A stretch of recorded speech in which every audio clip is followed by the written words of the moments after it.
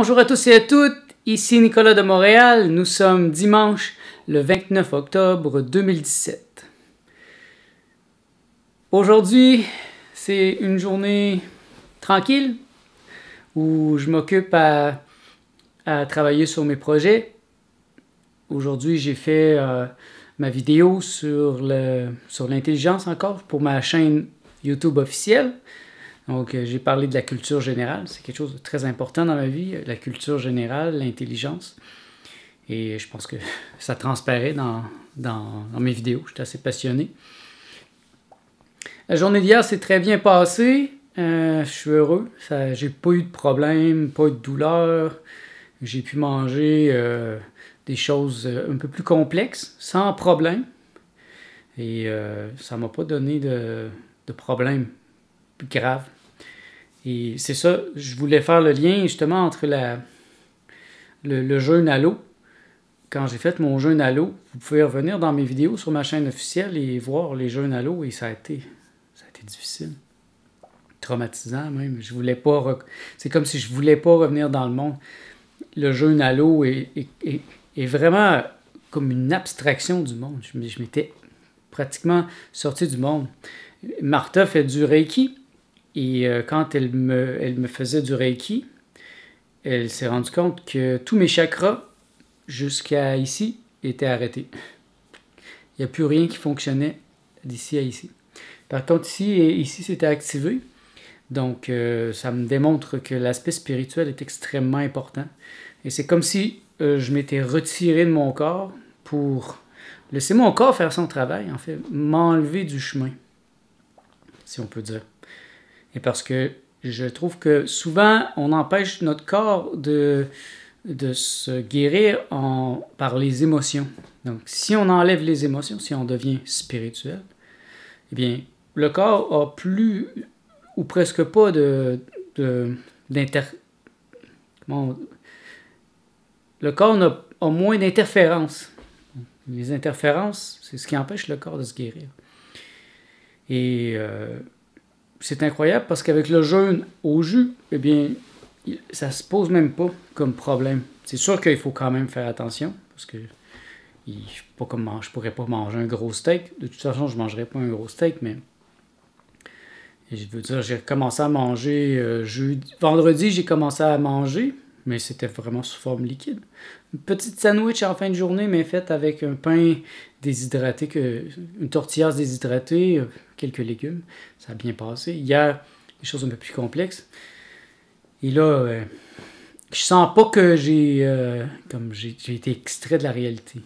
Donc, le jeûne au jus est vraiment une belle option pour quelqu'un qui veut rester dans le monde, qui veut continuer à travailler, qui veut continuer quand même à exister dans le monde.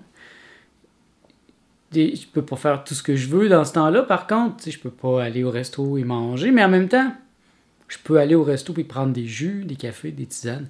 Donc, je suis pas comme sorti complètement du monde. Ce qui est arrivé, par exemple, avec le jeûne à l'eau, où là, il y a un manque d'énergie aussi, puis tu te sens complètement abstrait. En tout cas, moi, je me suis senti hors du monde. Et je me suis pas senti compris non plus, parce que personne de mon entourage connaissait vraiment les bienfaits du jeûne et qu'est-ce que ça peut donner au corps, l'aspect tellement bénéfique. Et je dirais qu'une des raisons pourquoi j'ai arrêté même mon jeûne à l'eau, ça c'est au mois d'avril, c'était que Martha, je voyais qu'elle ne suivait plus. Elle ne comprenait pas ce qui se passait. Elle pensait à tort que je refusais de manger parce que c'était comme de l'anorexie. Mais j'étais en jeûne. C'était totalement normal que j'avais pas le goût de manger, mais elle commençait à paniquer et ses émotions commençaient sérieusement à interférer dans mon processus. Et je me suis rendu compte que si j'allais encore plus loin, je risquais de casser quelque chose. Peut-être notre relation. Parce qu'elle n'allait pas comprendre et j'allais probablement être trop avancé dans certaines choses. Et ça aurait creusé un fossé. Donc, j'ai été très attentif à ça. C'est pour ça que c'est généralement suggéré de faire un jeûne à l'eau dans une clinique, dans un endroit approprié avec des gens qui comprennent ça. Mais moi, moi, je suis quelqu'un qui aime s'arranger par lui-même. Je suis mon propre professeur. Et ma période psychédélique a été la même chose. Et quand j'ai fait des psychédéliques, j'ai fait ça chez moi, la majorité du temps, et je m'en suis bien porté. Parce que j'avais bien fait mes devoirs, j'avais bien étudié la question, je savais qu'est-ce que je faisais. Et c'est la même chose pour mon jeûne, je sais qu'est-ce que je fais. Et la prochaine fois, ça va être encore mieux. Parce que Martha va avoir fait au moins des jeûnes au jus, donc elle va avoir une meilleure idée. Je vais avoir eu le temps de m'éduquer encore plus. J'ai des livres très intéressants, dont je vous ai déjà parlé. Et cette fois-là, ça devrait être un peu plus facile. Et ce qui est difficile, c'est les gens très très proches de nous qui vivent avec nous. Parce que même si ma mère, ma soeur, mes amis ne comprennent pas, ben, ils ne sont pas là dans mon entourage nécessairement. Je peux les couper aussi du processus. Ils ne sont pas obligés de le savoir, ils ne sont pas obligés d'être là. Et ils ne vont pas interférer, mais Martha était avec moi dans la vie de tous les jours et ses émotions, sa peur, faisaient en sorte que ça me troublait. Et bien sûr, j'ai commencé à avoir très faim aussi à la 24e journée, donc c'est une autre raison pourquoi j'ai commencé. Mais en tout cas, je suis content d'avoir fait 24 jours, c'est quand même beaucoup, c'est vraiment beaucoup, et j'ai perdu près de 30 livres. Et vous voyez, là, j'ai fait un bon 25 jours, mais j'ai juste perdu 6 livres. Moi, je pense que c'est parce que j'ai fait un jeûne au jus de fruits, parce que le jus de fruits a beaucoup de sucre. Donc, j'ai pas perdu beaucoup de poids. J'en aurais probablement perdu plus si j'avais fait un jeûne au jus vert, ce qui est généralement suggéré, un jus vert. Mais en même temps, c'est tellement plus monotone. J'avais le goût de quelque chose de plaisant et qui allait dans l'idée fruitarienne. Et j'en suis très satisfait. Une preuve que ça fonctionne bien, c'est que je suis venu plein de boutons. Il y en a qui penseraient le contraire, mais les boutons, c'est les toxines qui sortent. Et j'en ai même ici, et ici j'en ai jamais eu. J'ai jamais eu de boutons dans ces endroits-là, même quand j'étais adolescent. J'en ai eu un peu dans le front. Mais et ça, c'était des toxines qui étaient en moi, et ça me fait réfléchir. Il était là, mais je les voyais pas. Je me pensais bien en santé, mais c'est caché quelque part, et là, je leur ai donné 25 jours pour sortir, complètement. Mais j'avais déjà donné beaucoup de possibilités parce que j'étais déjà dans un régime fruitarien. Donc, ça faisait déjà un certain temps que je commençais à avoir des symptômes de détox, mais ça se fait de même, et il ne faut pas avoir peur de ces choses-là. C'est pour ça qu'il faut s'éduquer, à mon avis. Comme je l'ai dit hier, je vais faire un point bientôt sur mon jeûne. Là, je vous parle comme ça, sans préparation, pour donner mes sentiments, mes émotions. C'est pas tellement des émotions. Et d'ici une semaine, je vais avoir plus de recul et je vais pouvoir vous donner vraiment les résultats, les gains, les choses que j'ai compris les plus profondes, et je vais faire un beau résumé de ça. Parce que de toute façon, c'est bien de le faire pour soi-même. C'est bien, quand on fait une expérience comme ça, de faire un retour sur l'expérience, de voir qu'est-ce qu'on a aimé, qu'est-ce qui n'a pas fonctionné, qu'est-ce qui a fonctionné, qu'est-ce qui pourrait être amélioré pour la prochaine fois, parce que définitivement, je veux refaire des jeûnes au jus, probablement en chaque début de saison, peut-être des 2 semaines ou 3 semaines. C'est quelque chose que je veux mettre dans ma vie au moins 4 fois par année. Plus, comme je dis, un jeûne à l'eau plus profond dans les prochaines années. Peut-être pas éternellement, mais au moins dans les 2-3 prochaines années, faire un jeûne à l'eau et vraiment décaper l'intérieur. Et une chose qui est importante aussi de comprendre, parce que ma philosophie, c'est le jovialisme, et dans le jovialisme, on n'enseigne pas à se purifier. On n'enseigne pas à expier des péchés qu'on a fait dans le futur. Et c'est important de comprendre ce que je dis au niveau de la détox, parce que pour moi, c'est une détox du premier niveau. C'est mon corps physique qui a des toxines et que je dois détoxifier.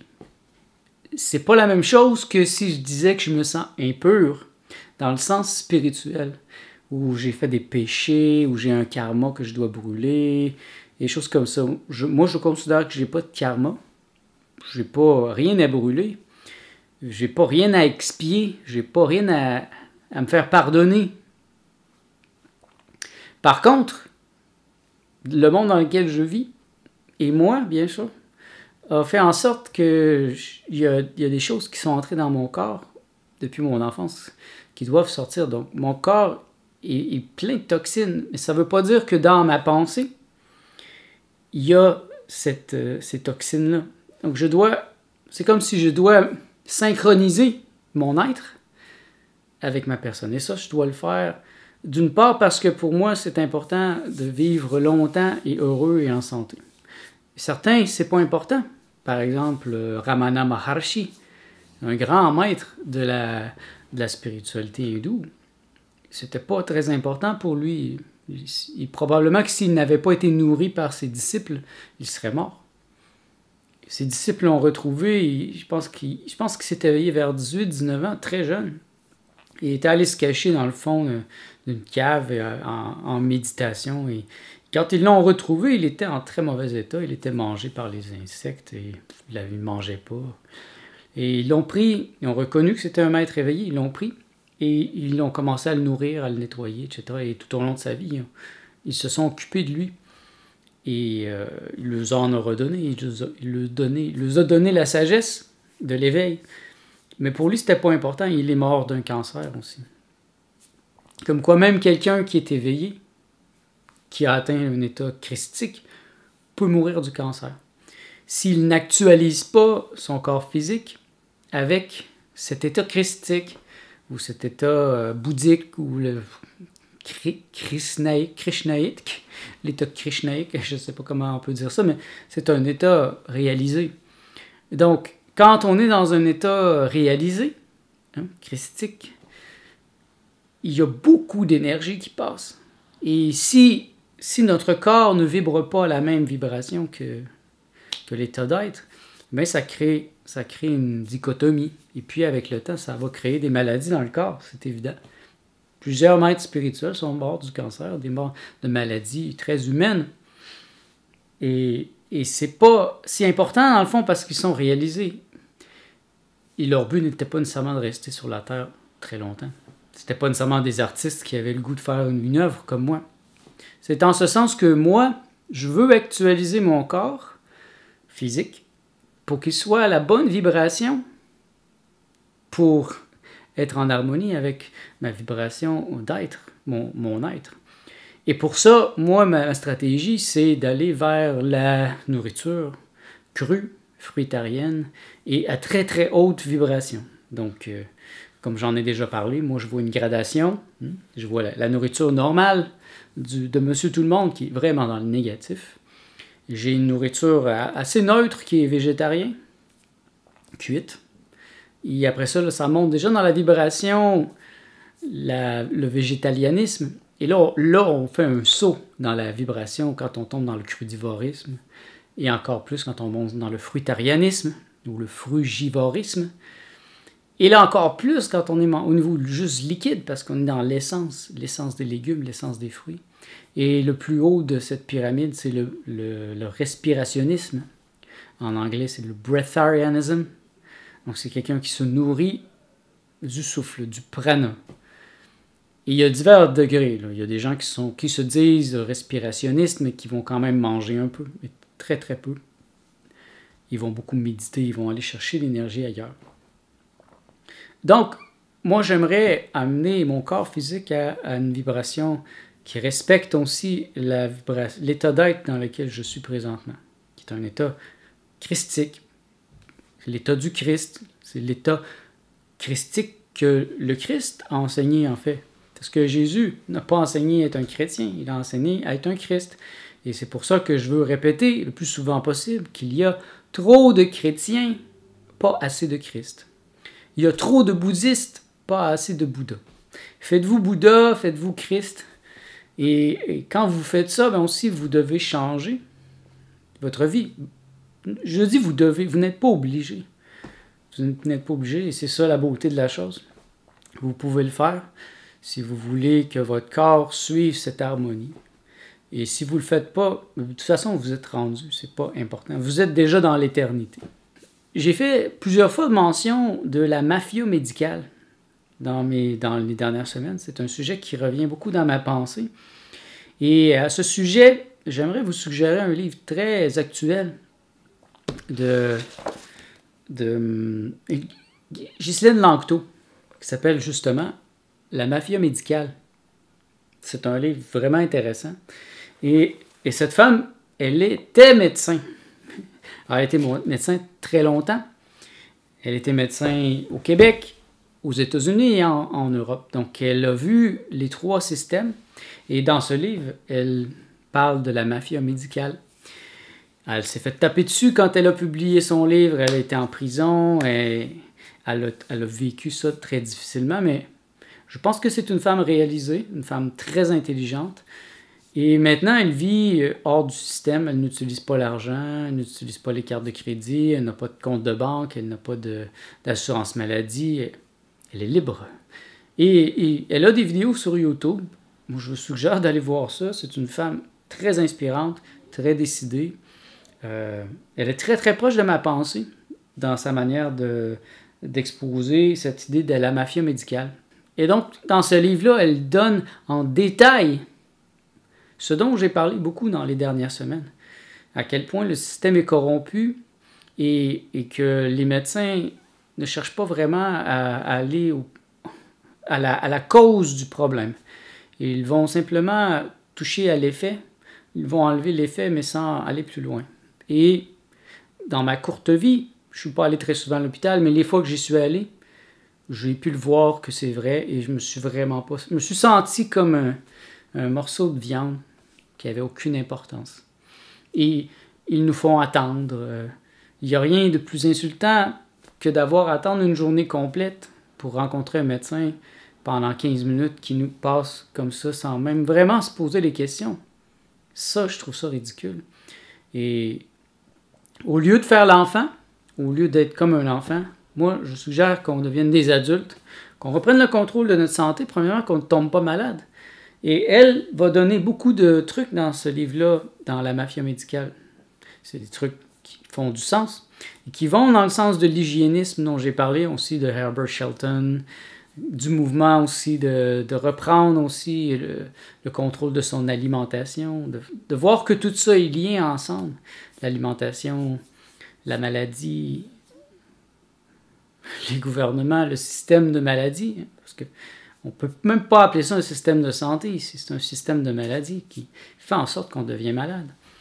Pourquoi c'est si difficile de comprendre que la femme devrait accoucher chez elle ou dans une piscine, dans l'eau, ou dans un endroit avec d'autres femmes, au lieu de le faire dans un hôpital? Ou est-ce qu'on devrait... Justement, pourquoi on ne peut pas mourir ailleurs que dans un hôpital? C'est vraiment un pire endroit pour mourir, un hôpital. C'est un endroit infect énergétiquement.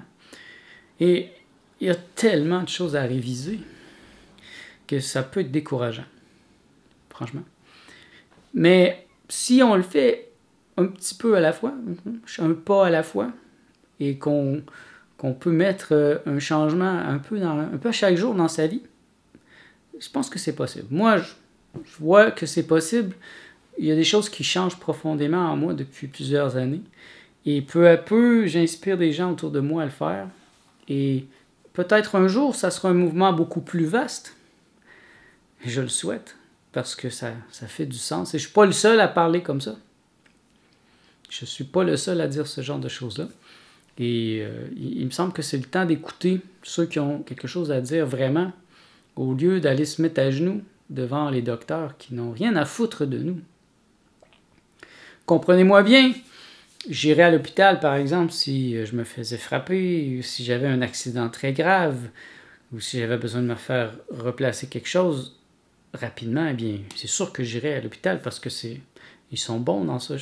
Ils peuvent replacer un bras cassé, etc. Mais pour le reste, franchement, je pense qu'il ne faut pas aller à l'hôpital. Pas tout de suite comme ça, sans avoir réfléchi à qu'est-ce qu'on a comme problème. Et c'est très bizarre que ceux qui ont des vraies solutions, qui démontrent que les maladies ne sont pas ce que l'on pense, ce sont justement ceux qui se font taper dessus, qui se font mettre en prison, qui se font torturer. Et ça continue d'arriver encore aujourd'hui.